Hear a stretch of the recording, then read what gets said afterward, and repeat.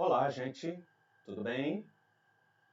Estamos iniciando mais um vídeo sobre a teoria dos sistemas funcionais do neuropsicólogo Alexander Luria. Alexander Luria é um dos continuadores da teoria histórico-cultural de Lev Vygotsky. Vygotsky entende que os processos mentais humanos, aqueles que nos tornam especificamente humanos, têm origem na cultura e na história humana.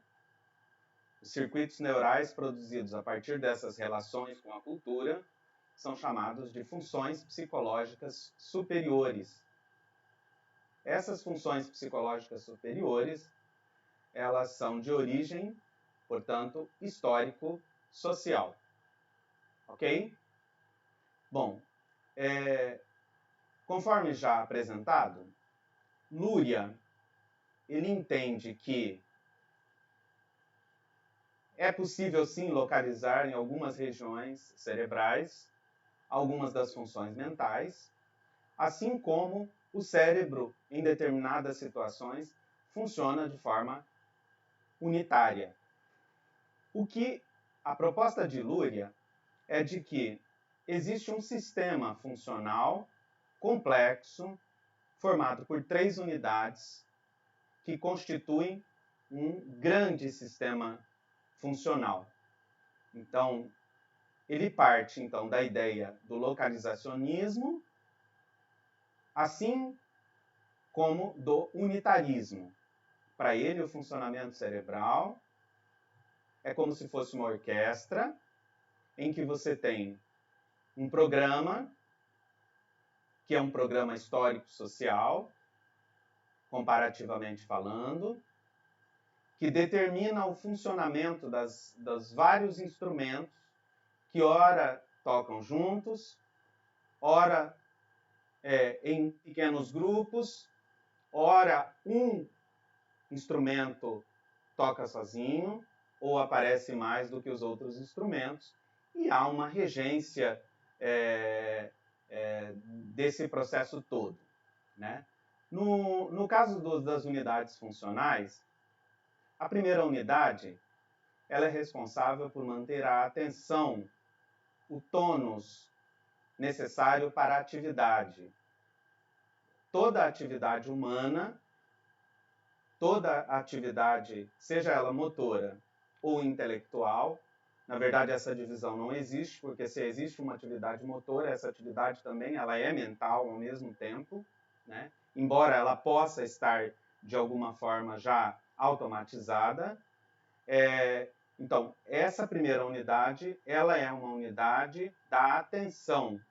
É ela que produz uma atividade cortical adequada para que a atividade ocorra. Essa primeira unidade se situa no tronco cefálico. Ela faz ligação através de fibras, com fibras de associação e fibras de projeção. Portanto, há fibras que saem, então, da primeira unidade para todas as regiões, para toda a região cortical. Ok? Agora, há fibras especiais que ligam essa primeira unidade à terceira unidade. Portanto, o tônus ele tanto depende de informações que partem do tronco cefálico para a terceira unidade, assim como da terceira unidade para o tronco. Há uma grande comunicação e dessa forma se mantém o tônus, né? A segunda unidade ela é responsável especificamente por armazenar informações e também codificar. Existe uma primeira codificação das informações na segunda unidade e também na terceira unidade. Tanto a segunda unidade quanto a terceira unidade existem áreas primárias, onde você tem a entrada da informação mais básica, a área secundária e a área terciária. Quando a informação chega à área terciária, nós já temos uma consciência da existência dessa informação. Há uma diferença que eu vou tratar mais posteriormente num outro vídeo, entre o que ocorre com uma criança, o processamento cerebral mental que ocorre com a criança, e com um adulto que tem relação com essas áreas, com essas três áreas que eu disse a vocês, primária, secundária e terciária. Gente, apesar de ser três áreas, mas eu não estou falando das unidades funcionais, né? As unidades funcionais seriam essas aí, a que está no tronco encefálico, né? Onde você tem o sistema reticular ativador ascendente e descendente, né? Informações que vão para a região superior e que voltam da região superior, estou me referindo ao córtex, né? A terceira unidade, que é a região do controle, da manutenção da atividade, da supervisão da atividade, da consciência propriamente dita. E na segunda unidade, onde as informações estão dispersas e organizadas, mas dispersas, você tem regiões onde você tem informações auditivas, geralmente essas são grandes espaços na região temporal, né? Informações visuais e imagéticas que estão na região occipital, região posterior do cérebro, e na região meso do cérebro, na região do meio do cérebro, nós temos as informações sobre as sensações. Então, há uma extensa comunicação entre as regiões. Essa figura que vocês veem aí, das fibras, aí nós temos fibras de projeção e fibras de associação, então, e nós temos aquelas fibras que ligam os hemisférios, né? Então você tem fibras que ligam regiões do mesmo hemisfério, são intrahemisféricas, e aí você tem fibras que associam um hemisfério ao outro, ou que são chamadas de interhemisféricas. Ok? Então, assim, gente, para que essas unidades funcionem de forma adequada e como uma orquestra, então, Luria propôs a existência de três leis, né, que regem, que coordenam o funcionamento dessas unidades com as suas áreas, né? Lembrando que somente a segunda unidade e a terceira unidade possuem as três áreas, que são as áreas primárias, secundárias e terciárias, né? Lembrando que na área terciária a imagem já está formada e eu tenho consciência dela. Essa é uma das diferenças, ok? É claro que na criança, conforme a explicação que eu vou dar posteriormente, a dinâmica funciona de forma diferente. Gente, a primeira lei é a lei da estrutura hierárquica das funções mentais. Então, há uma hierarquia, então, na estrutura de funcionamento, né? A gente vai explicar posteriormente, né? A segunda lei é a lei da especificidade decrescente das funções, né? Então, e que tem ligação com a primeira lei. Então, a dinâmica do funcionamento mental, ele obedece a uma especificidade que é decrescente. Então, há regiões que são unimodais, em que aquele conjunto de células, aquele conjunto de tecidos, eles trabalham com uma única informação, né? E há regiões que são multimodais, que são as regiões, por exemplo, a segunda área e a terceira área são regiões multimodais, que trabalham com várias informações ao mesmo tempo, o que permite a nós ter consciência daquilo que a gente está pensando, daquilo que a gente está vendo, daquilo que a gente está ouvindo, né? E terceira e última lei é a lei da lateralização progressiva das funções mentais. Isso já é bastante conhecido, né? Geralmente nos ocidentais nós temos uma lateralização de algumas dessas funções devido à própria cultura, né? ocidental. Nós temos, por exemplo, na maior parte dos ocidentais, a linguagem estabelecida do lado esquerdo do córtex superior, ok? Essas três leis, elas governam, então, a estrutura e o funcionamento das regiões corticais. Gente, então, a primeira lei, então, da estrutura hierárquica significa o seguinte, ó. Então, como eu disse a vocês, tanto na segunda unidade quanto na terceira unidade, eu tenho três áreas, né? Então, assim, quando eu olho um objeto, por exemplo, uma janela, então eu tenho várias informações ali juntas, né? Então, para eu chegar à ideia de janela, essas informações, elas passam pela área primária, que tem as informações básicas da cor, eu identifico a cor, eu identifico a forma, às vezes eu identifico a textura sem precisar tocar, né? E essas informações, elas vão se organizando de tal forma que a gente tenha consciência do que é o objeto, né? No caso do adulto, como nós já temos o conceito de janela, então o conceito ele vai partir da terceira área, ok?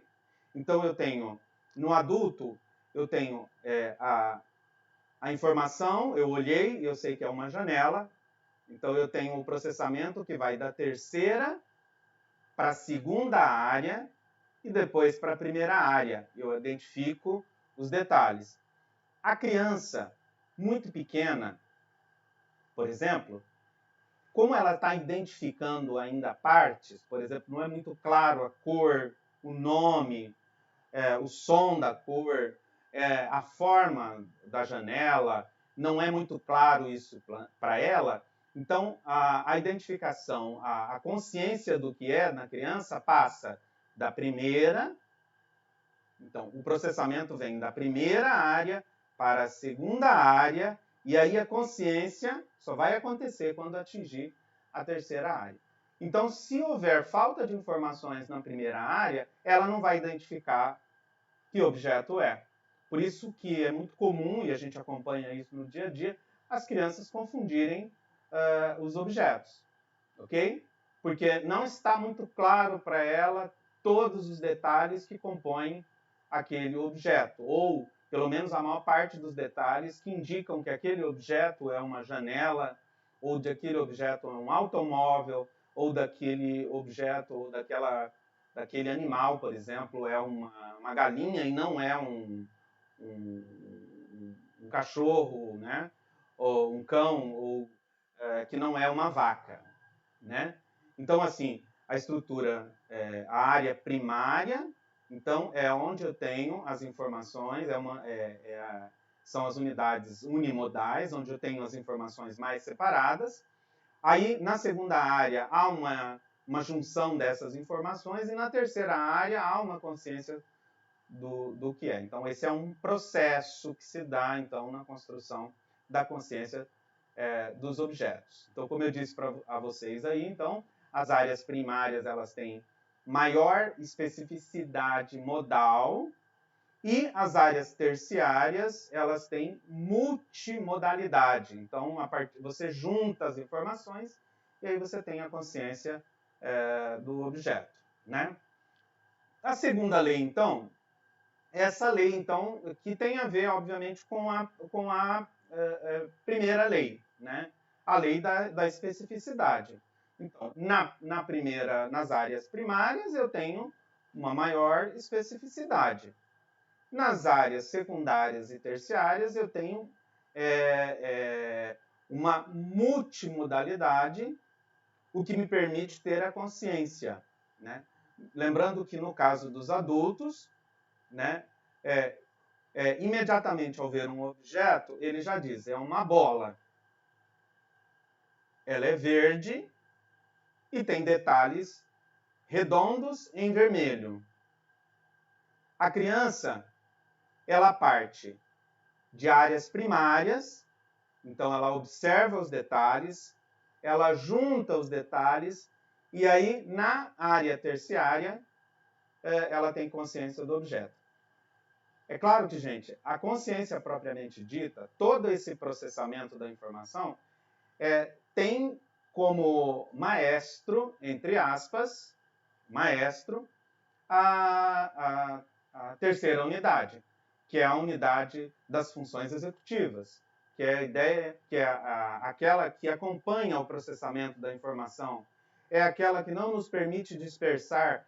Então, a terceira unidade funciona com a primeira, mantendo o tônus cortical, a atenção dirigida, e aí a gente busca as informações e vai juntando na segunda unidade, passando da região primária para secundária para terciária, no caso das crianças, e dos adultos da terciária para secundária e para a primária. E aí a gente tem a identificação do objeto. É claro que no adulto a identificação é quase imediata, desde que ele conheça o objeto, senão ele vai se perguntar que objeto é aquele, e vai analisar a constituição do objeto, até pensar sobre o objeto, às vezes não chegando a conclusão nenhuma, né? Mas, enfim, ele pode e é capaz de fazer isso com os objetos, né, gente? Eu estou com esses slides aí, eu trouxe para mostrar a vocês, então, que na região frontal, então, eu tenho áreas primárias, secundárias, terciárias, né? Na área parietal, temporal e occipital, eu tenho áreas primárias, secundárias e terciárias. No caso, por exemplo, da visão, quando eu vejo algo lá, então, na região posterior occipital, a informação para nós adultos, ela passa da terciária. Então, eu digo, eu estou vendo uma janela. E aí, para a secundária, a janela é grande, né? Estou passando para a secundária. E aí eu passo para a primária, ela é grande, vermelha. Ela tem manchas pretas. Enfim, tudo isso, não esqueça que é sob supervisão da terceira área, que é a área das funções executivas, é a área, inclusive, mais nova no nosso processo evolutivo, onde a gente tem o neocórtex, né? O que é o neocórtex? É o córtex mais novo, é aquele que tem as 6 camadas bastante distintas, não é? Cortical, ok? Foi o último, do ponto de vista filogenético, a se formar.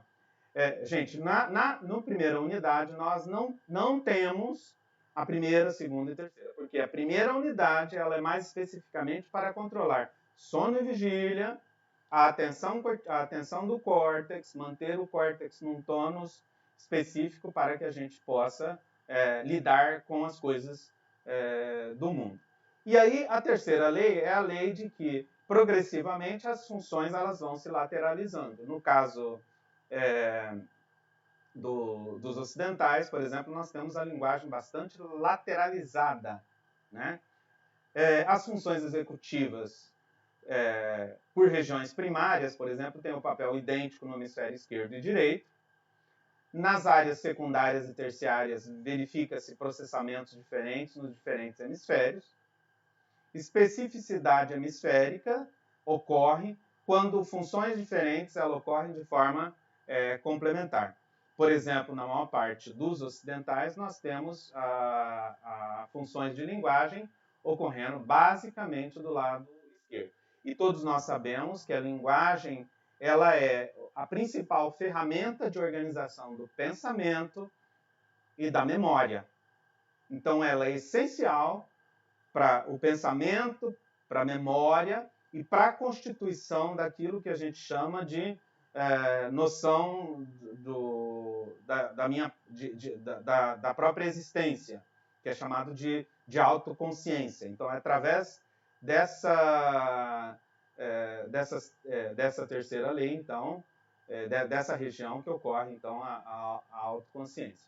Então, gente, essas seriam, portanto, as 3 leis, as leis fundamentais que regem os sistemas funcionais. Então, no nosso próximo encontro, a gente vai esmiuçar um pouco mais como é que se dá, então, o funcionamento desse processamento complexo, que são das funções psicológicas superiores, a partir da ideia de sistema funcional de Luria. Ok? Então, continuamos no nosso próximo encontro. Ok?